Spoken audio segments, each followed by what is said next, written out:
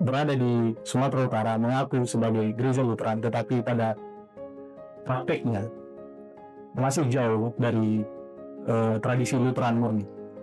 Bagaimana melaksanakan ibadah secara khusus mengenai ibadah Lutheran, dan juga ini semakin menantang saya untuk mengaplikasikannya atau menerapkannya di tengah-tengah pelayanan gereja, secara khusus di gereja-gereja yang ada di Sumatera Utara.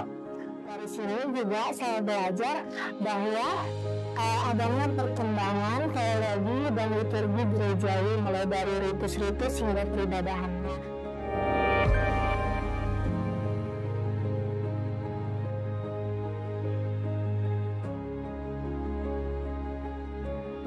Nama saya Junus Rika Purba. Sekarang saya masih vikaris di Gereja Kristen Lutheran Indonesia dan saya melayani di kantor pusat GKLI. Motivasi yang utama saya mengikuti deep dive into Lutheran teologi yang dilaksanakan oleh KMLWF di Siantar ini adalah gereja-gereja yang sebenarnya berada di Sumatera Utara mengaku sebagai gereja Lutheran, tetapi pada prakteknya masih jauh dari tradisi Lutheran murni. Dan saya berpikir bahwa deep dive into Lutheran teologi ini sangat penting untuk dilaksanakan, dan itu adalah motivasi yang utama saya mengikuti sebenarnya. Nama aku Anissa Langgi. Saat ini aku sebagai mahasiswa pasca sarjana di STP HKBP Pematang Siantar. Awalnya aku memang tertarik untuk mengikuti kegiatan ini karena topiknya menarik, tapi setelah aku jalani ternyata masih banyak yang belum aku ketahui tentang teologi liturgi dan tata ibadah liturgi Lutheran. Saya Pendeta Delki Sahat Manalu.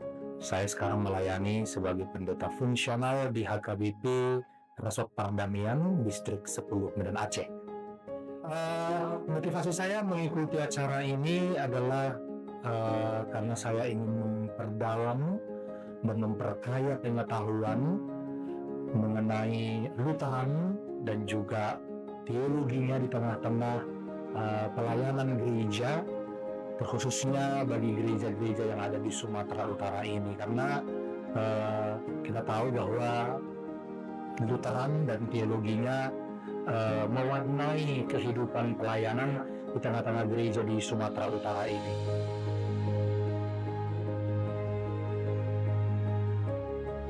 Melalui pembelajaran ini saya jadi sadar bahwa masih banyak gaya dan cara beribadah yang berbeda-beda, terutama dalam tradisi gereja Lutheran sendiri. Dan dari sini juga saya belajar bahwa adanya perkembangan teologi dan liturgi gerejawi mulai dari ritus-ritus hingga peribadahannya. Dan saya juga belajar bahwa pentingnya tata liturgi teologis yang teratur. Satu hal menarik yang saya dapatkan ketika mengikuti deep dive into Lutheran teologi ini adalah ada 4 lapisan struktur ibadah yang harus dilaksanakan di ibadah Lutheran.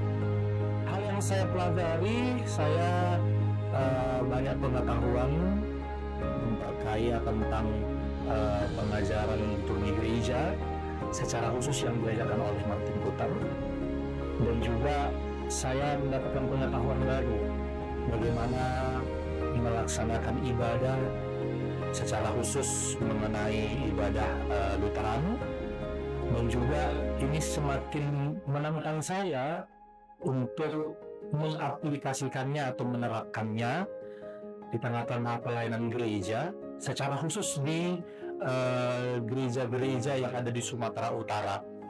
Bagaimana boleh untuk dikombin atau diselaraskan dengan agenda gereja kita, supaya melalui ibadah dan melalui penyembahan kita kepada Tuhan, maka di situ akan terlihat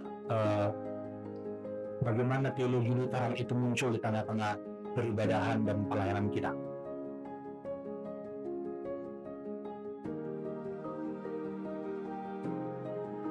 paling happy karena selama pembelajaran kemarin Anggi belajar dan bertemu sama teman-teman sepelayanan dari denominasi gereja yang lain.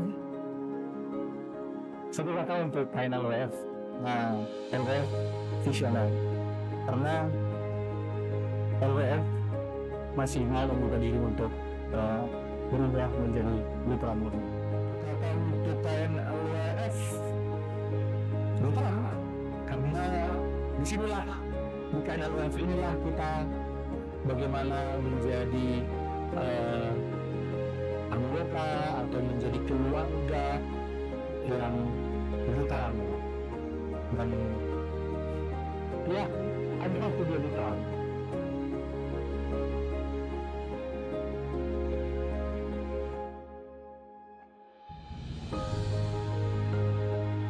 Kalau kembali lagi bersama dengan saya Tofnel, Program Besar Unit Teologi di Komite Nasional di Indonesia.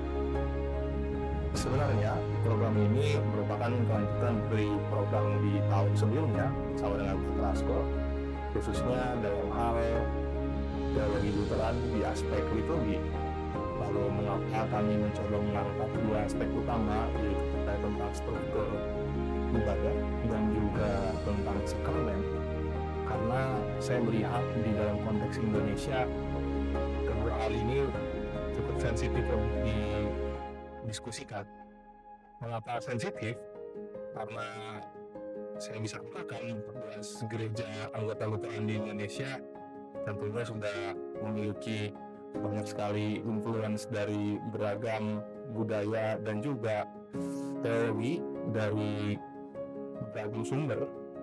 Namun sejatinya dikarenakan kita mencoba untuk kembali ke dasar di dalam teologi Lutheran, maka kami berusaha untuk mendiskusikan, bukan mengubah, tapi mendiskusikan kembali liturgi dan juga perayaan sakramen yang sudah ada dan selama ini dilaksanakan di tengah konteks gereja Lutheran Indonesia dengan sebuah konsep liturgi Lutheran yang mana itu termasuk di situ struktur ibadah dan juga tentang sakramen.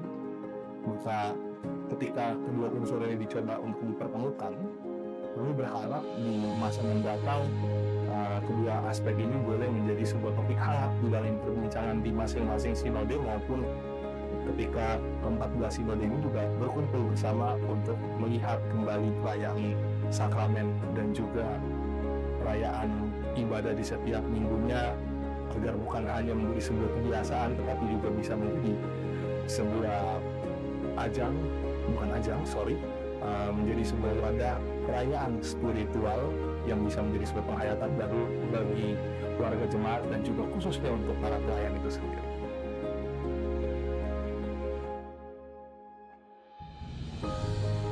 Menurut saya pribadi, kalau berbicara tentang liturgi dan juga sakramen, karena kedua hal ini seringkali lebih dekat kepada teologi praktika, tentunya ini pasti sangat menggugah para peserta yang hadir, dan itu bisa kita lihat sendiri dari beragam pertanyaan praktikal yang disampaikan kepada Pak Praskot, dan juga Pak Praskot berusaha untuk meresponsnya dengan baik, dengan sebuah pendekatan agar kiranya para pelayan di Indonesia bisa memahami praktika ini secara spiritual di dalam kehidupannya.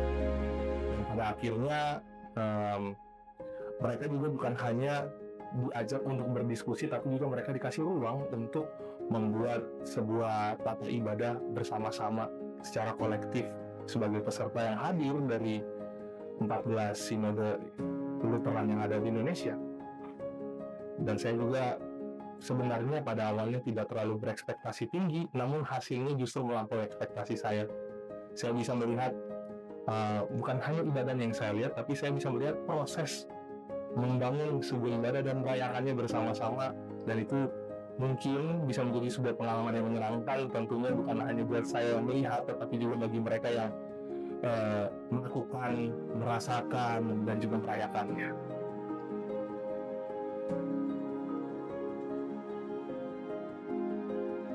Tantangan pasti yang pertama adalah mengharapkan peserta-peserta yang memiliki interest di dalam hal liturgi. seperti yang kita tahu, seluruh pendeta Lutheran yang ada di Indonesia itu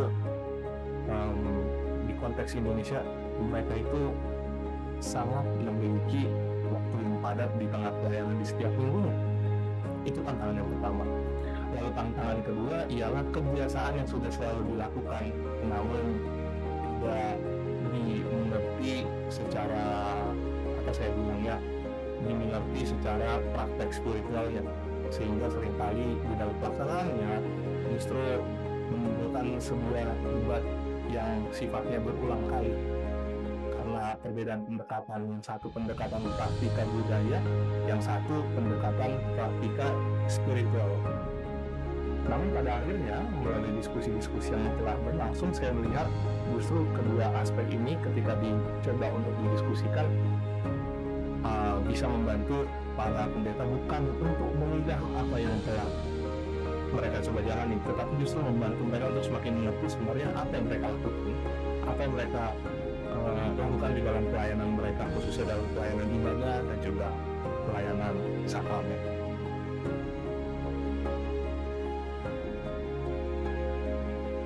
Kegiatan ini saya ungkapkan dalam satu kata, yaitu clarity.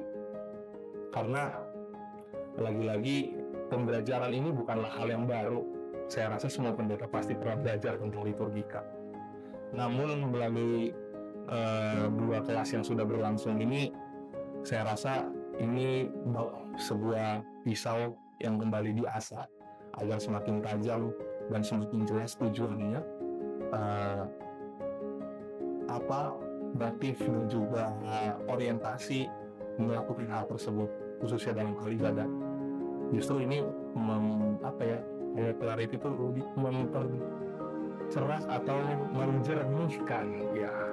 menjernihkan pemahaman para peserta terkait tentang liturgi dan juga sakramen, bukan hanya menjadi sekadar hal yang bersifat praktika, tetapi juga menjadi sesuatu yang syarat dengan makna secara spiritual bagi perjalanan pribadi maupun perjalanan komunal.